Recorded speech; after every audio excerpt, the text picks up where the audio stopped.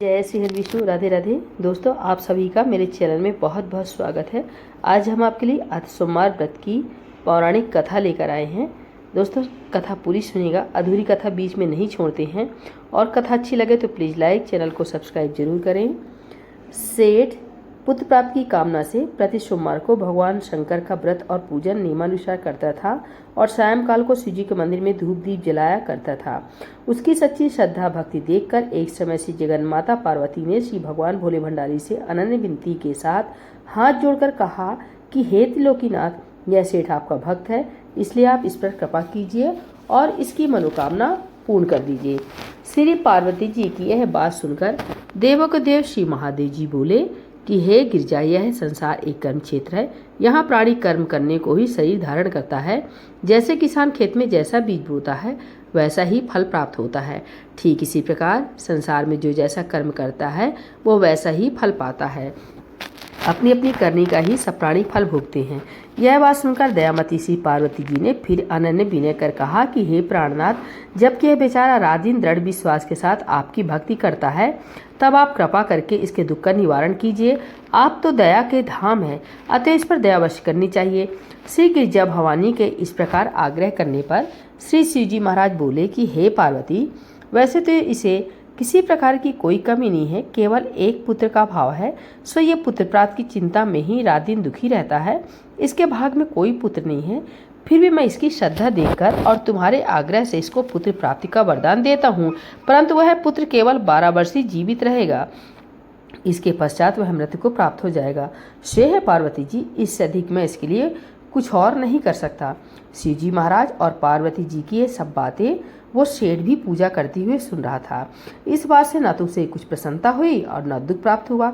वह उसी प्रकार प्रत्येक सोमवार को श्री शिव जी महाराज का व्रत व पूजन करता रहा। इस प्रकार करते करते बहुत दिन व्यतीत हो गए। तब शिव जी की कृपा से उस सेठ की स्त्री गर्भवती हुई और 10वें महीने में उसने अत्यंत सुंदर बालक को जन्म दिया। सेठ के घर में बहुत खुशी मनाई गई, परंतु सेठ को उसकी केवल 12 वर्ष की आयु जानकर कोई प्रसन्नता नहीं हुई और न ही उसने यह भेद किसी को प्रकट किया। इस प्रकार प्यार दुलार में वह बालक 11 वर्ष का हो गया।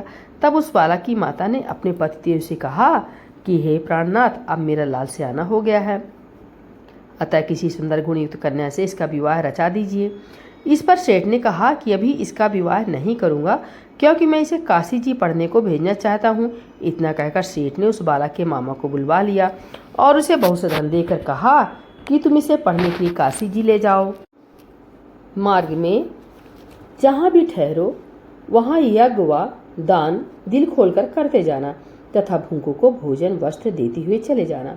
इस प्रकार समझा बुझाकर सेठ ने दोनों को भेद दिया। वे दोनों मामा भांजे यज्ञ रचाते, भूखों को वस्त्र और भोजन तथा ब्राह्मणों को दान देते हुए चले जा रहे थे। चलते चलते मार्ग में एक शहर में रुके।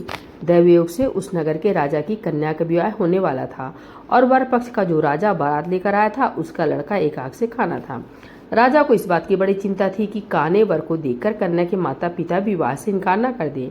इस कारण जब उसने अति सुंदर सेठ के लड़के को देखा तो मन में विचार किया कि क्यों न इस लड़के को दूल्हा बनाकर बारात का ढुकाव करा ले जाए, जिससे किसी प्रकार की बाधा न पड़े। ऐसा विचार करके राजा ने उस लड़के के मामा से प्रार्थना की तो वे दोनों सहमत हो गए। तुरंत उस सेठ के पुत्र को स्नानाद कराकर तेल फुले मलकर उसे वर के वस्त्राभूषण पहना दिए। इस प्रकार उसका सौंदर्य और भी अधिक बढ़ गया। उसे घोड़ी पर चढ़ाकर बड़ी धूमधाम से बारात का ढुकाव कराया। उस सुंदर वर को देखकर स्त्रियां बहुत प्रसन्न हुई और बड़ी सुंदरता से सब काम हो गया। वर के पिता ने सोचा कि इस समय का काम तो संपन्न हो गया, परंतु आगे फेरों के वक्त कहीं कोई बाधा न पड़ जाए, इसलिए विवाह के कार्य भी इसी लड़के से करा लिया जाए तो अच्छा है। ऐसा विचार कर वर के पिता ने उस लड़के के मामा से विनय पूर्वक अनुकूल वचन कहे कि आप कृपा करके फेरों और कन्यादान का काम भी करा दें तो आपकी बड़ी कृपा होगी। हम इसके बदले में जितना भी कहेंगे धन दे देंगे। उन दोनों मामा भांजे ने वर के पिता की यह बात भी स्वीकार कर ली और विवाह का सभी काम बड़ी अच्छी तरह से संपन्न हो गया। परंतु जब लड़का महल में गया और प्रेमालाप करने के बाद राजकुमारी सो गई तो उसने राजकुमारी की चुन्नी के पल्ले पर लिख दिया कि तेरा विवाह मेरे साथ हुआ है, परंतु जो राजकुमार तुझे ब्याहने आया है वह एक आंख से काना है, इसलिए उसके बदले मुझे दूल्हा बनाकर सत्कार कराया गया। अब तुम्हें उसी के साथ भेजा जाएगा और मैं काशी जी पढ़ने जा रहा हूँ। यह बात लिखकर सेठ का पुत्र तो चला आया और जब राजकुमारी सोते से उठी और अपनी पल्ले पर यह बात लिखी देखी तो उसने कान्हे राजकुमार के साथ जाने से इनकार कर दिया और साफ कह दिया कि यह मेरा पति नहीं है। मेरा विवाह जिसके साथ हुआ वह तो काशी जी पढ़ने गया है। यह रहस्य जानकर राजकुमारी के माता पिता ने राजकुमारी को विदा नहीं किया और बारात को खाली लौटना पड़ा। बारात के लौट जाने के पश्चात राजकुमारी ने ब्रह्मचर्य व्रत के साथ साथ सोमवार का व्रत करना प्रारंभ कर दिया। उधर सेठ का लड़का अपने मामा के साथ काशी जी में पहुंचकर विद्या धन के साथ नित्य प्रति यज्ञ करता और याचकों तथा ब्राह्मणों को दान देता। इस प्रकार लड़के की आयु 12 वर्ष की हो गई। तब एक दिन उन्होंने यज्ञ रखा था कि उस लड़के ने अपने मामा से कहा, मामा आज मेरी तबीयत ठीक नहीं है।